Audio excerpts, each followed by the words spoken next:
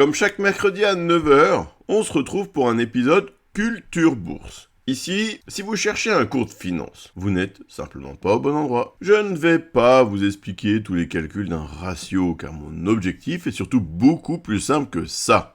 Mon objectif, c'est de vous accompagner dans la lecture des ratios que vous trouvez directement dans votre application. Car oui, au final, lorsque vous regardez un ratio dans une application, que vous voulez simplement savoir, c'est comment le lire. Est-ce qu'il est bon? Est-ce qu'il ne l'est pas? Est-ce que ce ratio me dit oui? Est-ce qu'il me dit non? Par rapport à son secteur, est-ce que l'action paraît bon marché, correctement valorisée, ou beaucoup trop cher? Et au final, est-ce que ce ratio peut m'aider à décider si j'achète cette action, si je la vends, ou si je la mets simplement dans ma watchlist? Bien sûr, un ratio ne décidera jamais à votre place, mais il peut vous aider à prendre de meilleures décisions et avancer vers votre liberté financière. Alors aujourd'hui, on va parler du ratio cours sur valeur comptable, aussi appelé price to book ou P sur B, donc P/B, à ne pas confondre avec le ratio cours sur bénéfice, qui correspond au PER. D'ailleurs, tout au long du podcast, on va appeler ce ratio PB, ce qui est plus facile pour vous à l'écoute et ce qui est plus facile pour moi à la lecture. Et à la fin de cet épisode, vous saurez lire le PB dans votre application. Vous saurez ce qu'il peut vous apprendre, ce qu'il ne prouve pas et quand le regarder dans votre enquête. Le ratio cours sur valeur comptable, qu'est-ce que c'est? Eh bien, commençons par le cours. C'est tout simplement le prix d'une action aujourd'hui en bourse. La valeur comptable, c'est ce qui reste aux actionnaires dans le compte une fois les dettes retirées. Dans votre application, vous trouvez cette valeur sous le nom de capitaux propres ou total equity. Et pour faire simple et le comprendre facilement, prenons comme exemple une boulangerie cotée en bourse. Elle possède un local, des fours, du stock et de l'argent sur son compte. Au total, tout cela vaut 100 000 francs. Tout ce qu'une entreprise possède, on appelle cela ses actifs. Cette boulangerie doit encore 40 000 francs à la banque et ses fournisseurs. Là, on parle de dette. En gros, c'est tout ce qu'elle doit encore payer. Maintenant, si je prends les 100 000 francs d'actifs et que je retire les 40 000 francs de dette, il reste 60 000 francs. Ces 60 000 francs correspondent donc à ses capitaux propres, ou total equity dans votre application. Autrement dit, à sa valeur comptable. Imaginons maintenant que cette boulangerie soit divisée en 1000 actions. Je divise les 60 000 francs de la valeur comptable par les 1000 actions. La valeur comptable par action est donc de 60 francs. Si le cours d'une action est de 90 francs, je divise 90 par 60. Son PB est de 1,5. Autrement dit, le marché paie 1,50 franc pour chaque franc de valeur comptable. Le PB est donc un ratio de valorisation, mais lorsque vous allez lire ce chiffre dans votre application, il n'aura pas la même valeur suivant le secteur de l'entreprise. Les chiffres qui suivent sont donnés à titre indicatif, ils peuvent évoluer mais ils vous donnent les grandes lignes, un point de départ, une idée de par où commencer et de comment appréhender ce chiffre. Par exemple, pour le secteur bancaire, retenez un PB autour de 1. En dessous de 1, la banque paraît peu chère par rapport à sa valeur comptable. Au-dessus de 1,5, elle commence à paraître chère. Pour le secteur des assurances, retenez un PB situé entre 1 et 2. En dessous de 1, l'action paraît peu chère. Au-dessus de 2, elle paraît chère. Secteur immobilier, c'est la même chose que pour l'assurance. La construction immobilière, PB proche de 1,5, représente un premier point de repère. En dessous de 1, l'action paraît peu chère. Au-dessous de 2, elle commence à paraître chère. Et pour le secteur du moment, la technologie, l'intelligence artificielle, un PB de 5, de 10, ou même davantage,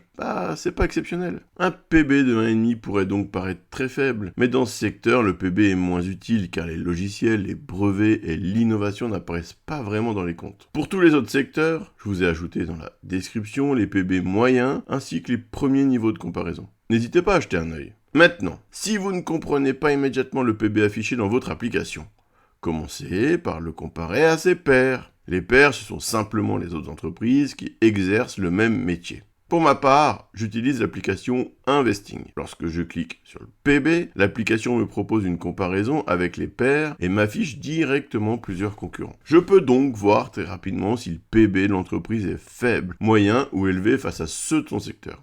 Ensuite, je regarde son évolution sur 10 ans. Je peux ainsi voir si le PB actuel se trouve en dessous, autour ou largement au-dessus de son niveau habituel. Finalement, c'est assez facile. Mais quelle importance faut-il réellement donner au PB dans une analyse? Est-ce qu'il faut le regarder au début, au milieu ou à la fin? La réponse dépend encore une fois du secteur. Pour une banque, une assurance, une foncière immobilière ou une entreprise forestière, le PB possède une importance élevée. Dans ces secteurs, je regarde assez tôt, juste après avoir compris l'activité et regardé le bilan. Pour une entreprise industrielle ou une entreprise de construction, son importance devient moyenne. Je l'utilise comme une confirmation parmi d'autres ratios. Pour la technologie, l'intelligence artificielle, les logiciels ou les entreprises qui reposent surtout sur une marque, son importance devient faible. Dans ces secteurs, je le regarde à la fin ou je lui accorde très peu de poids. Maintenant, existe-t-il un PB qui nous dit immédiatement « Là, il faut mener l'enquête ». Eh bien oui. Et pour les 2 exemples qui suivent, je vais vous donner volontairement des ratios à l'extrême, qui n'arrivent, je crois, jamais, mais c'est juste pour que vous compreniez l'exercice. Donc oui, si vous tombez sur un PB de 0,2, le voyant est plus que vert. Cela signifie que le marché paie seulement 20 centimes pour chaque franc de valeur comptable. À ce niveau-là, je mène immédiatement l'enquête sur le reste de l'entreprise, parce qu'il y a clairement quelque chose à comprendre. Ma première vérification consiste à regarder les pairs. Et oui, toujours la même chose, les pairs. Les pairs et 10 ans en arrière. Tous les ratios, c'est globalement les mêmes repères. Si les concurrents affichent un PB autour de 1 et que mon entreprise se retrouve à 0,2, l'écart est énorme. Ma deuxième vérification consiste à regarder son historique sur 10 ans. Vous voyez, on y arrive. Si l'entreprise tournait habituellement autour de 1 et qu'elle tombe soudainement à 0,2, il s'est forcément passé quelque chose. C'est exactement ce quelque chose que je veux et que je dois comprendre. Pour cela, je vais regarder d'autres ratios qui vont construire mon enquête. Le RE, le PER, le free cash flow, le score Piotrowski et la dette nette sur EBITDA. Et si vous voulez en savoir plus, j'ai consacré un épisode à chacun de ces ratios dans les rendez-vous Culture Bourse du mercredi. N'hésitez pas à jeter un œil à la playlist. Maintenant, prenons l'extrême inverse, encore une fois spéculatif et très extrême d'ailleurs. Mais bon, c'est pour l'exercice. Si je tombe sur un PB de 85, cela signifie que le marché accepte de payer 85 francs pour chaque franc de valeur comptable. Ouais, je suis allé un peu large là dans le ratio, je sais. Mais bon, à ce niveau-là, pour moi, poubelle directe, et je passe à l'action suivante. Mais, par curiosité, et d'ailleurs ça peut faire changer un angle de vue, je peux quand même prendre 30 secondes pour regarder les pairs, et l'historique sur 10 ans, comme d'habitude. Si les concurrents tournent autour de 1, de 2 ou même de 5, alors que l'entreprise affichait 85, je ne vais pas perdre plusieurs heures dessus. Bien que, et là j'attire votre attention, une occasion peut peut-être également se dessiner. Si l'entreprise affiche aujourd'hui un ratio complètement pourri, alors que pendant les 10 dernières années, tout allait bien, il y a de grandes chances que le cours du titre ait lui aussi fortement chuté. Les investisseurs, les fonds d'investissement ne sont pas des neuneux. S'ils ont vendu massivement l'action, il y a forcément quelque chose. Je vais donc me renseigner sur l'entreprise, apprendre à la connaître, comprendre son activité, son fonctionnement et la raison exacte de cette chute. Et je vais me poser une question. Est-ce que j'ai pas là, devant moi, une occasion qui commence à se dessiner ? Ouais, je sais, le vent a tourné dans l'autre sens. Mais un ratio qui devient exceptionnellement mauvais, pendant une seule année voire 2, peut presque devenir l'un de mes meilleurs critères de recherche. Parce que cela peut vouloir dire que j'ai peut-être l'occasion d'acheter au rabais une entreprise qui traverse seulement une mauvaise année. Une entreprise ne fonctionne pas à 1000% pendant 100 ans. Sur 100 ans, elle connaîtra forcément plusieurs années pourries. Et les années où tout le monde a compris que la situation était mauvaise, que tout le monde vend et que plus personne ne croit dans l'entreprise, ce sont parfois exactement les années où les meilleures affaires deviennent possibles. Mais là, c'est à prendre avec des précautions énormes. Votre enquête doit être entièrement construite sur les fondamentaux et approfondie au maximum. Tous les ratios que nous étudions chaque mercredi doivent être vus, revus et validés. Vous devez comprendre l'entreprise, son activité, ses avantages, ses faiblesses, ses dettes, ses bénéfices et la raison exacte de sa mauvaise année. Et vous devez surtout croire dans votre investissement. Pour croire dans votre investissement, vous devez croire dans l'entreprise et comprendre parfaitement où vous placez votre argent. Warren Buffett, c'est un peu un sniper avec un seul coup de fusil. Il attend qu'une excellente entreprise devienne disponible à un prix extrêmement intéressant, parce qu'elle traverse simplement une mauvaise période. Et à ce moment-là, il tire. Puis, il peut attendre 10 ans pour laisser l'entreprise retrouver toute sa valeur. Globalement, l'idée est exactement celle-là. Maintenant, un peu de culture dans tout cela. D'où vient ce ratio ? Pour qui et pourquoi ? On est quand même dans Culture Bourse, alors un peu de culture. Le PB ne possède pas d'inventeur unique qui se serait réveillé un matin en décrivant officiellement sa formule.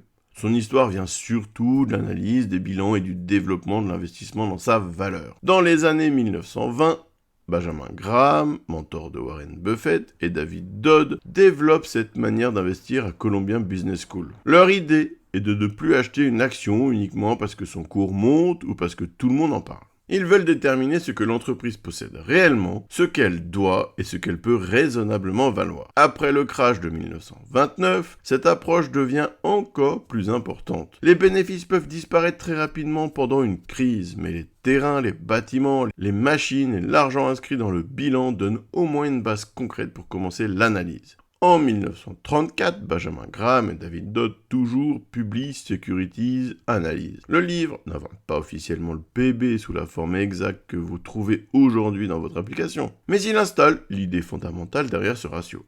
Comparer le prix demandé par le marché avec une valeur que l'on peut rechercher dans les comptes. À cette époque, le PB est particulièrement utile pour analyser les banques, les chemins de fer, les compagnies d'assurance et les entreprises industrielles.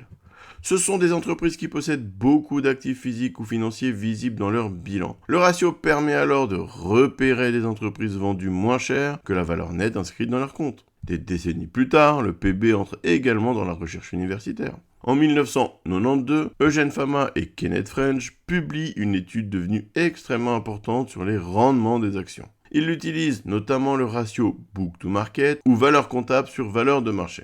C'est tout simplement l'inverse du PB. Un book to market élevé correspond donc à un PB faible. Leurs travaux montrent qu'en 1963 et 1990, ce rapport entre valeur comptable et valeur du marché possédait une relation importante avec les rendements moyens des actions étudiées. Cette différence entre le prix du marché et la valeur comptable contenait donc suffisamment d'informations pour devenir un véritable outil de recherche. Aujourd'hui, ce ratio se trouve directement dans nos applications. Mais presque un siècle après Graham et Dodd, sa question reste exactement la même. Combien le marché me demande-t-il pour ce que l'entreprise possède réellement dans ses comptes ? Il reste encore deux précautions importantes. La première, le cours de l'action évolue chaque jour, tandis que la valeur comptable change seulement lorsque l'entreprise publie de nouveaux comptes. Votre application peut donc utiliser un cours actuel avec une valeur comptable vieille de plusieurs mois. Deuxième précaution, la valeur comptable n'est pas un prix de vente garanti. Le four de notre boulangerie peut être inscrit pour 20 000 francs dans les comptes, alors qu'il pourrait être vendu à peine 5 000 francs. A l'inverse, son local peut être inscrit pour 50 000 francs, alors qu'aujourd'hui, sa valorisation est peut-être à 150 000. La valeur comptable reste donc écrite dans les comptes, elle ne représente pas forcément la valeur réelle des actifs aujourd'hui, et c'est là où la lecture d'un bilan doit être prise avec des pincettes. Et vendredi, nous analyserons Rayonier, une foncière forestière américaine également active dans les produits du bois. Dans son cas, le PB possède une véritable importance parce qu'une grande partie de son activité repose sur des forêts, des terrains et des autres actifs physiques. Avec une valeur comptable récente proche de 17,46$ par action et un cours proche de 21,50$, son PB ressort autour de 1,23. Le marché paie donc environ 1,23$ pour chaque dollar de valeur comptable. Dans le secteur forestier, notre premier point de repère, lui, tourne autour de 1,8. Donc je vous fais pas un dessin. Avec un PB de 1,23, Rayonier paraît donc moins cher que son secteur. C'est exactement le type de chiffre qui nous dit cette action mérite d'être approfondie. Il faut maintenant regarder le RE, sa dette, ses bénéfices, free cash flow, valeur réelle de ses forêts, son histoire, etc. Je n'en dis pas plus, de toute façon, on se voit vendredi pour en parler à 9h. Voilà pour le ratio cours sur valeur comptable. J'espère que vous avez tout compris et que cela va vous aider dans votre lecture. Vous avez eu affaire à mon nouveau format, où d'un point de vue éditorial, je vais un peu plus sur le fait que vous regardez une application et que vous voulez savoir ce qu'il en est. Alors qu'avant, j'expliquais les ratios avec beaucoup de profondeur, mais je pense que c'était beaucoup trop, justement. J'espère que ce nouveau format vous plaît. N'hésitez pas à me le dire dans les commentaires. J'aimerais beaucoup votre retour parce que je me pose quand même beaucoup de questions sur le format que je produis et que je mets en place pour aider le plus grand nombre à comprendre la bourse. Je n'ai aucune idée si cela vous convient ou pas. Bon après, je me dis que si cela convenait vraiment, je ferais, je sais pas, beaucoup plus de vues, j'aurais des commentaires, j'aurais une interaction avec vous, alors que j'en fais quand même pas tant que ça, même très peu. Mais ce n'est pas grave, je reste infiniment motivé et content de faire ça. Et n'oubliez pas que ce podcast n'est, comme toujours, ni un conseil d'achat, ni un conseil de vente. C'est une grille de lecture pour mieux comprendre la bourse, les entreprises, les chiffres, les risques et vos décisions d'investissement. Merci infiniment de votre écoute. C'était Anthony pour la vie en chiffres. Je vous donne rendez-vous vendredi à 9h pour l'analyse complète de l'action Rayonier. Et d'ici là, prenez soin de vos décisions.